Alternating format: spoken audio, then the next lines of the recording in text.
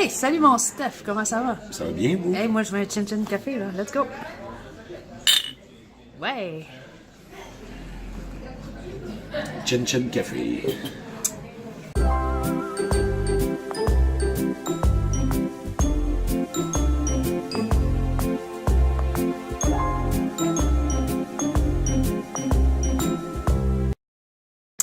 À part ça, comment ça va? Ben, ça va bien. Pas mal d'actifs toi de ce temps-ci, hein, je pense. Ça n'arrête pas. Beaucoup, je mets beaucoup d'énergie dans la promotion de mon livre. Donc, on s'était vu, ça faisait pas longtemps qu'il était sorti. Là, ben, Pierre qui roule n'amasse pas mousse. Ça fait une couple de salons que je fais, des événements. Entre autres, le Salon du livre de Joliette. T'as fait Trois-Rivières aussi, je Et pense. Trois-Rivières, c'était comme un genre de petit salon d'exposants qu'il y avait dans un grand centre d'achat. J'ai découvert Trois-Rivières. Puis je me suis fait inviter là, pour la foire du printemps C'est cool. qui aura lieu le 23 et 24 mars Ah, mais c'est... 2019. Oh wow, c'est comme bientôt là. C'est très bientôt. Moins de 2 semaines. Ouhou. Fait que c'est ça. Ah, c'est cool. J'ai diversifié un peu mon éventail de trucs. Je me suis amusé à faire des t-shirts, des chandails promo. Puis ça a quasiment plus de succès que mon livre. Là. Je veux dire, des gens me contactent, ah, il est beau le chandail. Tu sais. Mais c'est vrai qu'il est beau le chandail. Ben, ça sort, c'est beau, c'est beau. Tu sais, c'est sobre. C'est, tu sais, moi, dans mon créneau de contact que j'avais anciennement quand je travaillais dans les bars, ben, tu sais, t-shirt noir, un peu dark, un peu étrange, ben ça attire l'attention. C'est très classe. Je devrais faire un spécial, acheter un chandail et le livre pour tel prix. Ben justement, c'est la stratégie justement pour la foire du printemps de Trois-Rivières. Là, je m'enligne là-dessus. Là. Ah, c'est cool. Je sais pas si je dois fixer la caméra ou Oh, ben, mon tu peux faire les interlocutrice. deux, là, Ouais. c'est pas grave. Je suis On plus à est toutes l'aise. là, on est toutes là. OK, ben, c'est ça, mais je suis plus à l'aise de regarder la personne dans les Ah, ouais, yeux. c'est normal. Donc, c'est ça. Ça fait déjà 1 an que mon livre roule. Tu sais, j'ai eu des bonnes nouvelles dernièrement. J'ai eu mes redevances, tout ça. Je suis fier. Tu sais, en tout cas, ça va bien avec édition dédicace. Ça roule. C'est cool. Puis là, dans le fond, ben, je prenais tu sais, la liberté tu sais, de parler avec Maureen. On fait un certain suivi. Puis, je voulais ben, vous remercier personnellement parce que tu sais, c'est à chaque fois que vous faites un clic sur sa page, ben ça l'aide les personnes interviewées à se faire un peu plus connaître. Ouais, ça, c'est sur ma chaîne YouTube. Sur Là. ta chaîne YouTube. Je vous encourage tous à aller cliquer directement sur YouTube parce que je sais que moi je vais mettre ça pour mes followers qui sont sur Facebook. Ça vaut la peine d'aller l'écouter sur YouTube et de cliquer le pouce. Ah oui, le pouce bleu. Alors, Vous c'est pouvez ça. commenter aussi. Commenter. Hey, merci pour la plug. Ouais. Puis, en tout cas, ben, justement, aussi, ben, je vais en profiter pour t'annoncer, Maureen, je sais pas si ça t'en doutais, mais je vais donner comme 2 chandails promo. Parce que la dernière fois, j'avais donné 2 livres. Donc, je vais avoir 2 chandails promo. Je les donnerai pas tout de suite parce que, normalement, Une chance, le monde ne me voit pas, là. La phase de déception. ouais, non, ben, remarque, c'est parce que je voulais donner la chance à la personne de dire, bon, est-ce que je veux X large, 2X large, Ok, ouais. tu sais, pour me donner, dans le fond, la chance d'avoir le chandail À la bonne grandeur. la bonne grandeur. Fait que c'est pour ça. Ah, ben c'est cool. C'est génial. Donc, je suis pas habitué des caméras, moi. Chin. Ah oui, Chin. On a beau passer une couple de fois en entrevue, on s'habitue jamais. Ah, même quand c'est nous autres qui le fait, on s'habitue pas tantôt. Donc, ben, en tout cas, j'avais aussi, parce que ça fait une couple de personnes qui me contactent via Facebook, en privé. Je voulais aussi profiter de cette capsule-là pour faire un coming out, mais qui n'en sera pas un. Je sais qu'il y a des amis qui vont être déçus. Là. Oui, j'étais patiente.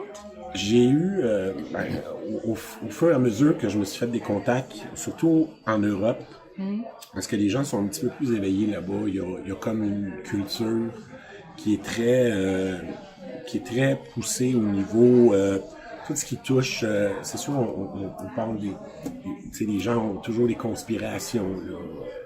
Mais quand moi j'ai commencé Les Enfants de Moloch, j'ai commencé l'écriture en 2006, je me basais sur des faits assez vérifiables et assez sordides. Et je vais comme vous faire un aveu maintenant. Une des raisons pour lesquelles j'ai commencé à écrire Les Enfants de Moloch, c'est parce que il y a certaines choses qui m'ont interpellé personnellement, qui sont venues me chercher dans mes tripes.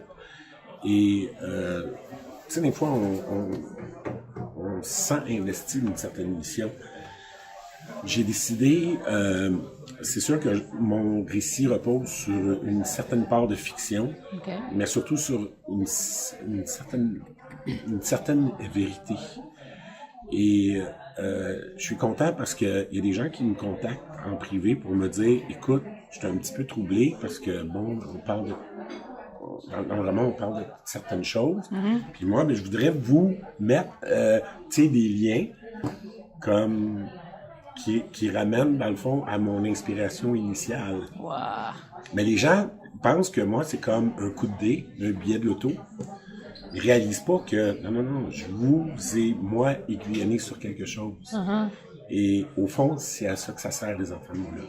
Wow. Et je suis content, mais je me suis dit, écoutez, tant qu'à être spontané, je me suis dit, je vais vous l'annoncer officiellement, parce que je sais que, tu sais, il y a des gens qui m'écrivent parfois qui trouvent ça dur, même si c'est une fiction.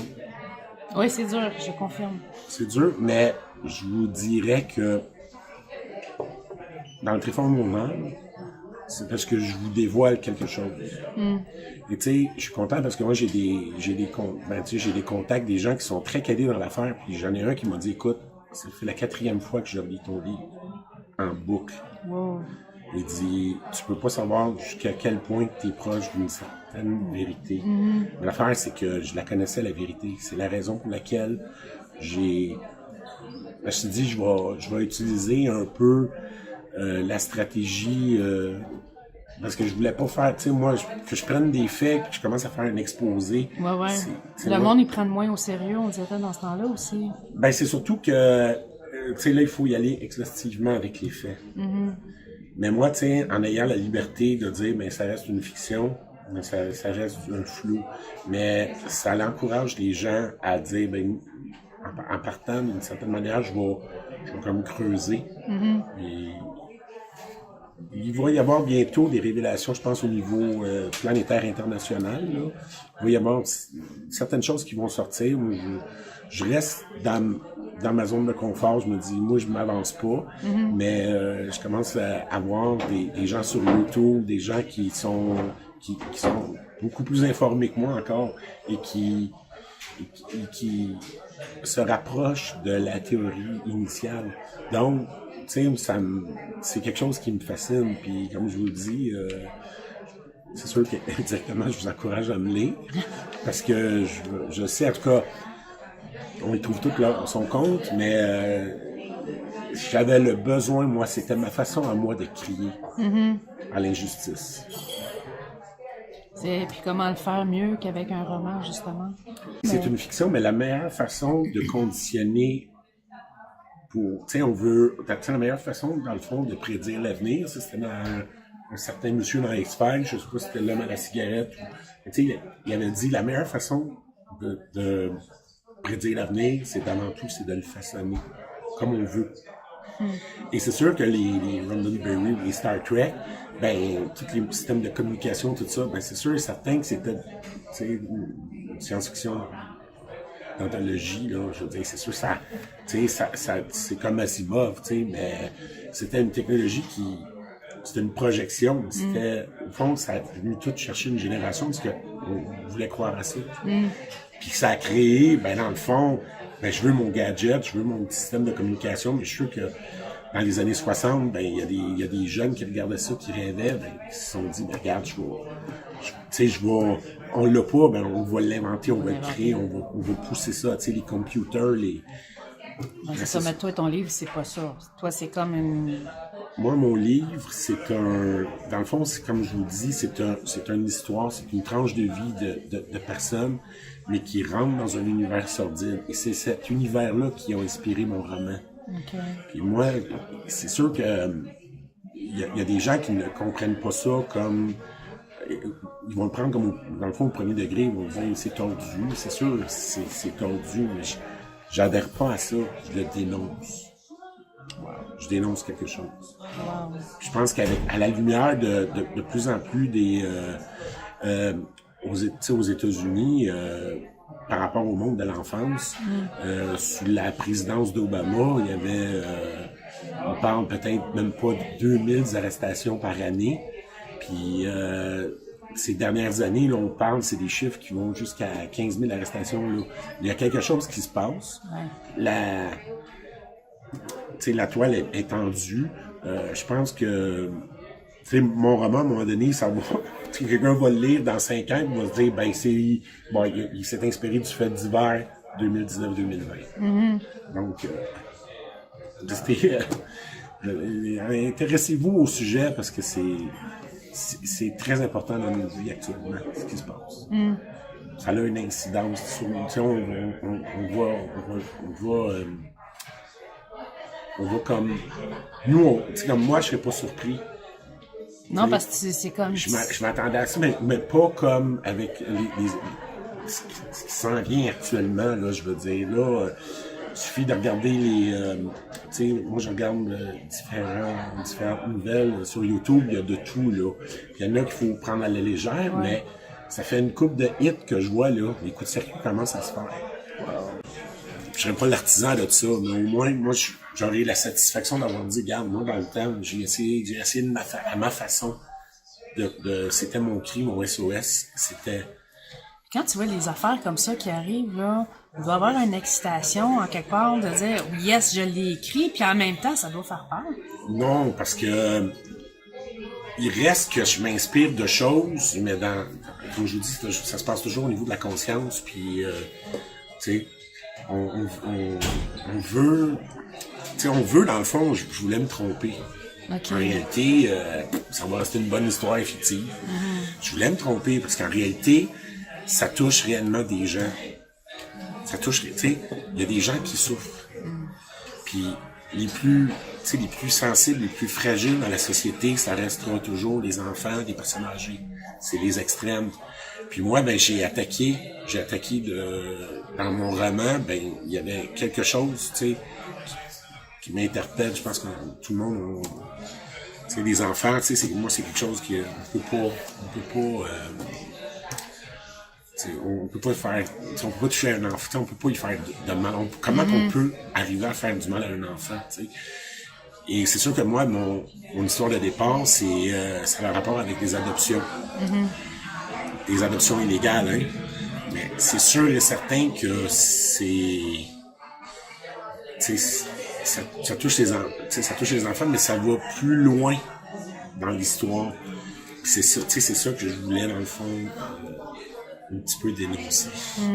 C'est ça, l'envers du décor, en arrière du rideau, comme... Mais je vous dirais que, j'écrivais ça, puis c'était malaisant, mais il fallait que j'aille au fond des choses. Il fallait que moi, que je le dise, parce que je sais qu'en 2006, quand je parlais de ça, que ce soit avec des amis, de la famille, des fois, on parle avec un collègue, on dit, regarde, il y a telle chose, t'as entendu parler de ça?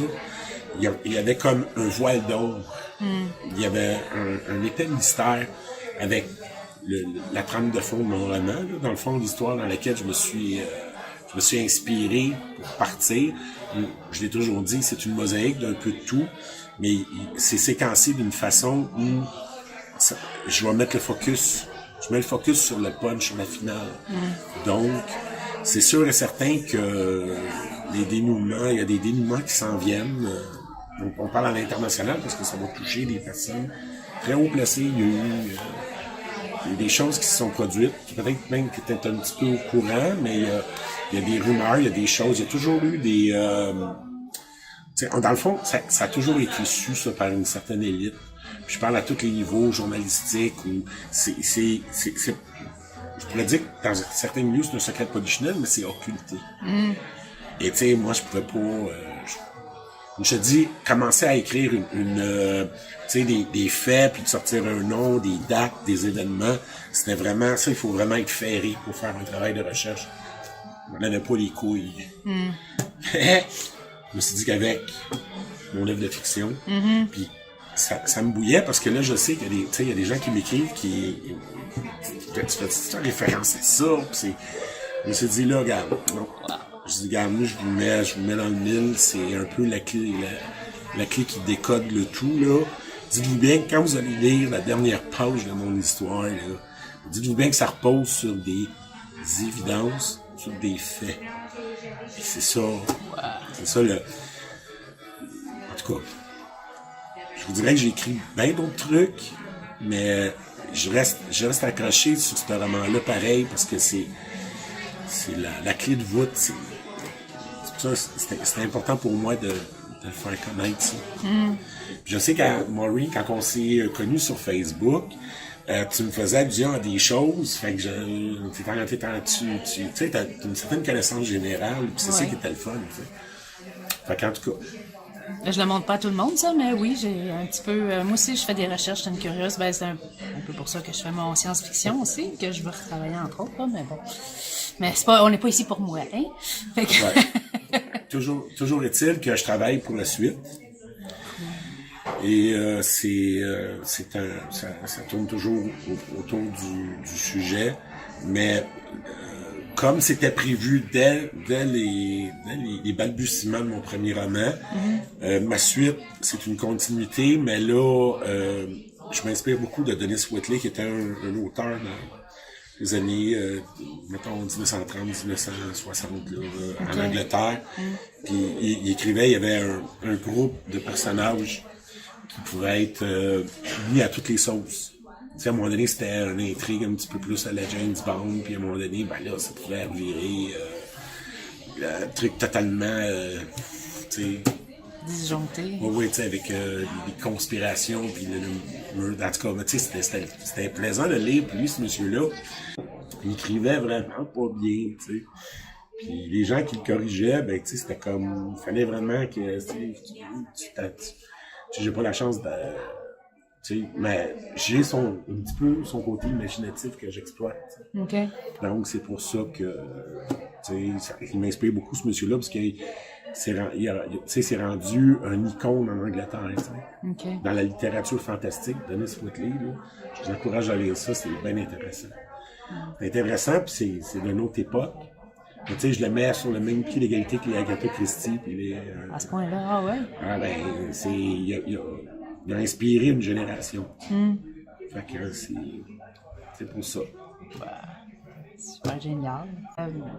Bon, ben, pour revenir un petit peu plus, je veux pas dire terre à terre, là, mais un petit peu plus dans la normalité de nos petites vies quotidiennes. T'as-tu d'autres projets t'as-tu d'autres expositions avec ton livre à faire ou d'autres salons? À court terme, là, j'ai comme je dis, je mets beaucoup d'énergie pour la foire du printemps de Trois-Rivières, 23-24 mars. Puis au mois de juin, ben, je monte à Québec pour un truc avec mon éditeur, là, les éditions dédicaces qui vont souligner Guy Bouliane, puis un monsieur qui vient d'Océtie. Je me demandais pourquoi j'aurais dû me noter, je savais pas qu'on parlerait de ça. Ça aurait pu être un autre Chin Chin Café. Ben ça, j'ai fait la critique du livre. Du livre du monsieur, ben on va le rencontrer. Moi, je vais le rencontrer à Québec. C'est pour ça que je vais là comme poulain de l'écurie des éditions dédicaces, mais je vais être là, ben, je vais faire un bain de foule, voir les gens. Ça, je t'en reviendrai avec ça quand j'aurai... Là, pour l'instant, j'aime mieux y aller palier par palier. Puis, déjà à Trois-Rivières, je vais me concentrer là-dessus. Ah, c'est cool. Ouais. Je suis pas encore à l'aise avec les caméras. Ah, c'est correct. À un moment donné, peut-être tu le deviendras. Vu que t'es mon premier, tu m'as baptisé pour mon Chin Chin Café entrevue avec les gens. C'est ta faute si je rencontre des gens maintenant. Fait que là, t'as pas le choix, une fois de temps en temps, il faut faire ça au moins une fois par année, voir l'évolution. Et c'est ça. Ben, c'est cool. Fait qu'en tout cas, un grand merci aux gens qui m'encouragent, qui me supportent. C'est un peu comme un enfant qui apprend à marcher. Je veux dire, là, j'apprends à courir. Puis, à un moment donné, ben, on s'attaquera au vélo. Là, en tout cas, pour l'instant, là... J'aime l'image. J'aime ça. Chin Chin. Hey, Chin Chin. Merci.